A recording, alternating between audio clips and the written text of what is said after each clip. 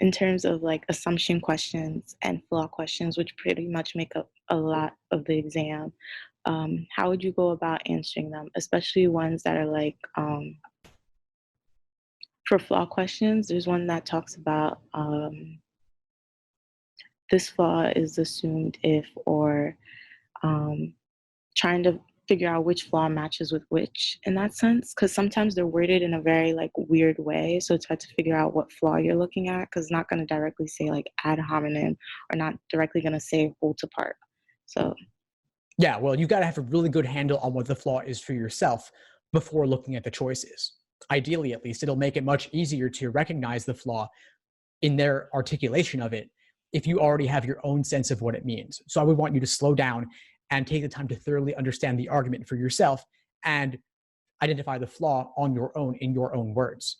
Then later, look for their articulation of it in the choices. And a lot of times they do use abstract languages, which is really tough to parse out. And so yeah, as an exercise, you might want to define for yourself, what exactly are each of these 5 choices saying? Which flaws are they referring to? Because even if it's the wrong answer now, it might be the right answer to a different question. And sometimes if you don't understand what it means, you might just pick it for that reason alone. But it is possible to understand these. I mean, they repeat themselves again and again with this language. And so just as a drill or as an exercise, you could go through an entire section of logical reasoning and pull out all choices with abstract language, whether it's flaw questions or role of statement questions or method of reasoning questions, and then figure out what are they saying and relating it back to different pieces of the argument.